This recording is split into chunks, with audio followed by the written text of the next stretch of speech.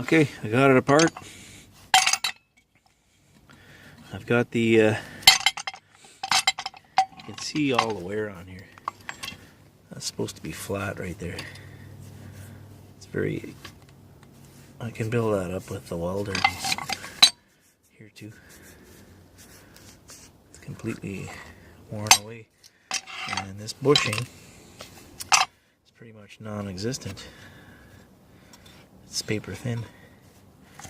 So the rest of this looks like a mouse was chewing on that, but I don't know what happened there. It's got like something chewed it up over here too. I think that's from when one of these pins broke. This one here broke.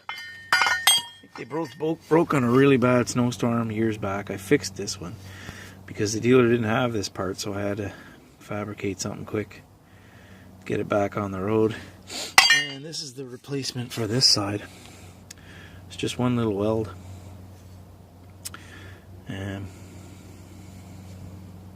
Needs a good wire brushing and some grease.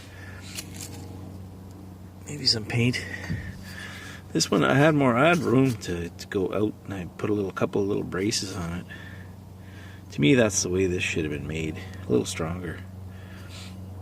So it doesn't, the weld, if that weld does break, it'll hold for a little while maybe. I don't know. My idea is to make things so they don't break, but I guess dealers don't make money. The manufacturers don't make money if they don't sell replacement parts. So this part looks fine. It's got a bit of rust.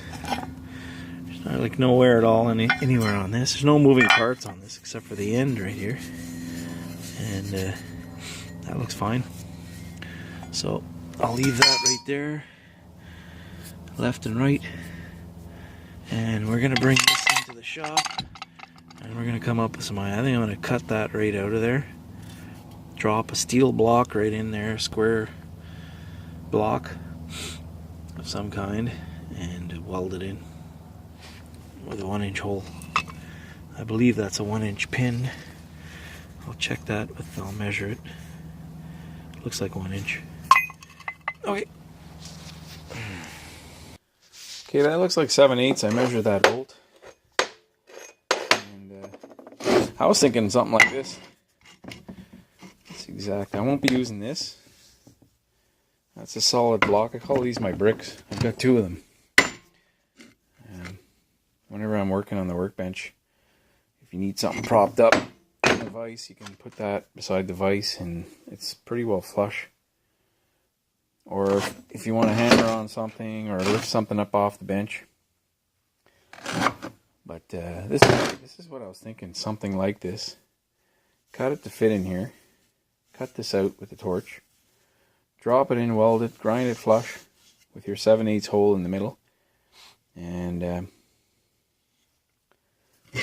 on the other side, I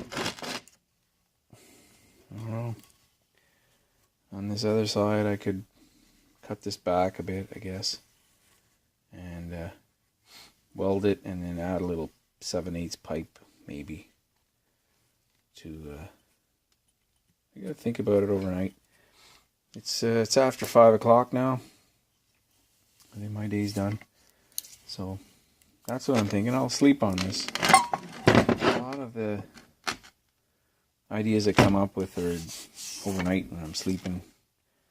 I think about how I'm gonna fix something, and I wake up in the morning and I have an idea. Although I have a lot more experience now than I used to, but I used to do a lot of that. I'd already fixed this end here.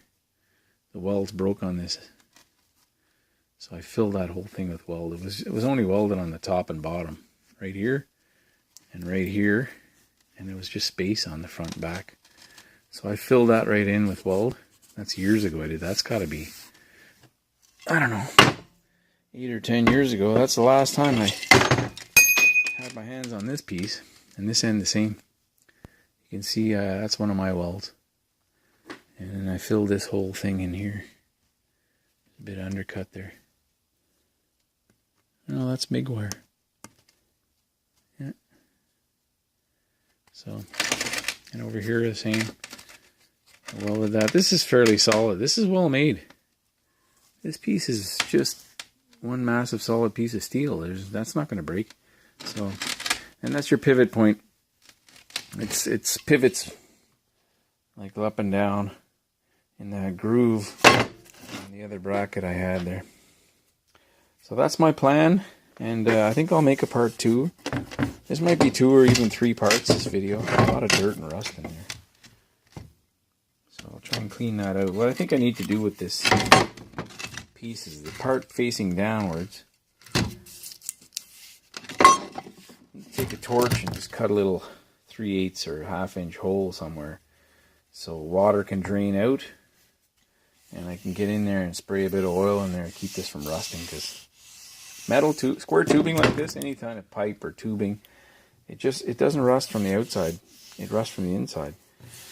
Water makes its way in there and it just completely rusts out from the inside out over time. And it seems fairly solid, this piece, but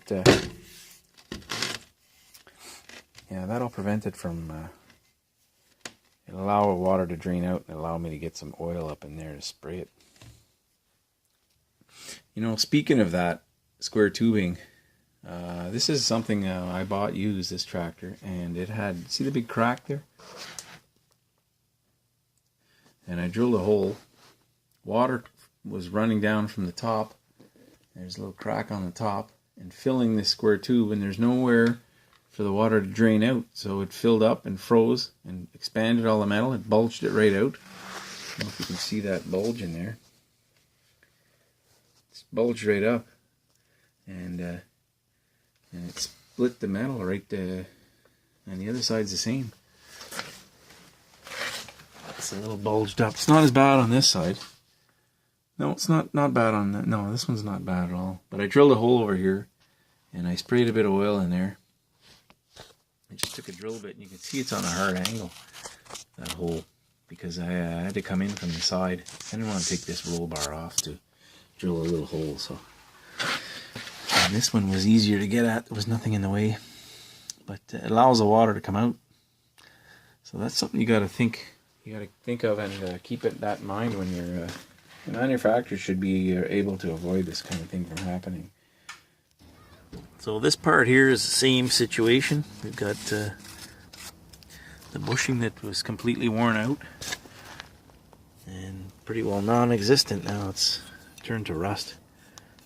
There it is. That's what's left of it.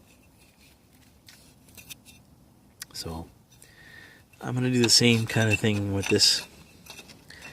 I think I'll take a torch, cut this right out here, and put a solid piece of steel in. I don't know what I'm going to do about these. These are a little bit too big, these openings, but it's not that crucial. But it gives, the plow's got a lot of wobble, and I knew there was a lot of wear on it because of the wobble. When you grab the end of the plow, you put your hand on the end out here and you push and pull on it while it's on the truck and it's up in the air. It just swings about 4 inches each direction, left to right, and it's not supposed to do that. I knew when we had it new it wasn't doing that, so that's where all the play is, right there, those parts.